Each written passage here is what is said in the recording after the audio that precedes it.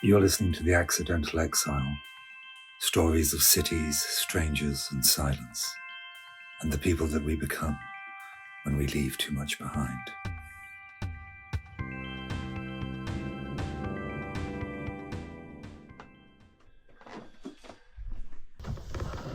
I'm going to continue with this extract from my book telling you about The Billionaire.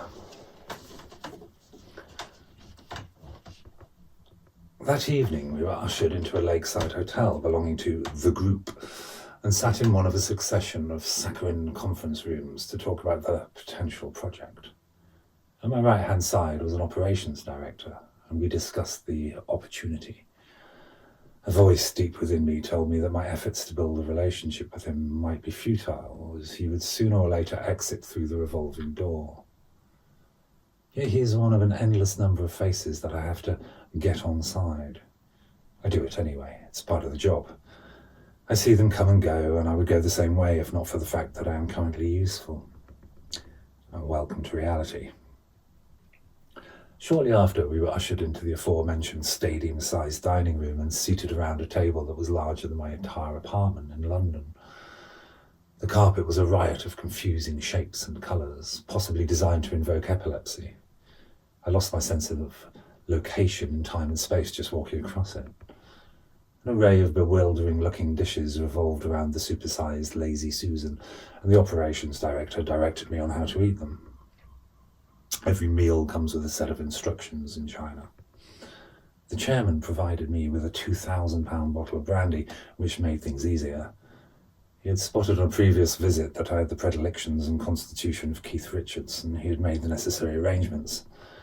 The Chinese never miss a detail when it comes to this sort of thing. They may skip over the fundamentals when it comes to delivering a half-decent brand, but they are highly observant when it comes to matters of social etiquette. I guess I should be grateful that they ply me with enough decent alcohol to numb the deleterious effects on my delicate senses of the shocking carpet in this room. The alcohol flowed and came the time to perform, which is how I found myself in the middle of somewhere with a Chinese billionaire singing a song to me.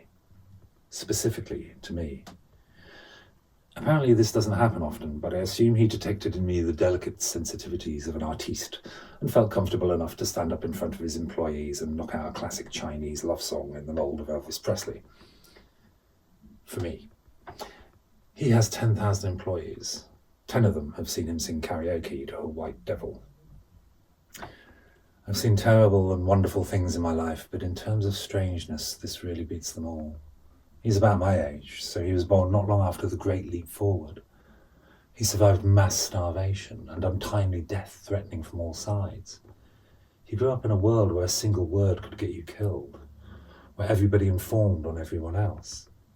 He collected taxes for the Communist Party and caught the wave of China's experiment with free market enterprise that has led to this and brought me here. When I say led to this, by this I mean there is heating, light, food, carpets, existence, as opposed to starving in a rice paddy when the harvest fails. He is the king of Zhaoshan, the area south of the river in Hangzhou, one of the most technologically advanced cities on earth. But Zhaoshan is the South London of Hangzhou. This guy is a geezer. He's muck and brass. He could be doing business on a yacht off the coast in a setting worthy of a James Bond movie, but he chooses to carry on his life in countless anodyne offices and conference rooms. I can't figure it out. You could have all the art and taste and incredible environments that you want, but still you choose to live like an old Kent Road barrow boy made good. Right, that's it. He's an old Kent Road barrow boy made good. That's why I'm here. That's why he wants me around. I'm here to create a sense of history, of style, elegance and taste. Okay, got it. I'll do that then. No one else is asking, so I might as well. The karaoke performance ends and I have to respond. A quick testimonial statement in which I say how honoured I am to be here, thank you for inviting me, and how we will do great work together. The use of the word together has great meaning. A single word. Modern Chinese culture and business practice may appear rough on the surface sometimes, but there are subtleties, and every word is registered. But now it's my time to perform. Everyone has been momentarily blindsided by the billionaire's communist sudden expression of heartfelt emotion, and All eyes are now on me. I realise in that penetrating moment that no one else at the table knows what to do. It's a challenge. I have to take it. I should respond with something meaningful and maybe personal too. What do you do in a moment like this? I'm still feeling bewildered and raw after the experience of quarantine and the effects of being plunged into this strange and unfamiliar situation. Instinct takes over. The answer comes back quickly. I don't have a phone yet, so I get the soon-to-be exited operations director to dial up a poem. I stand up and recite If by Rudyard Kipling. It shares an idea of Britishness that is appealing to the Chinese, something that a foreign mind might admire in us. It speaks to the others around the table. It seeks to inspire and cajole and set a standard. It fits for now. Never mind that he didn't understand a word of it. Doesn't matter.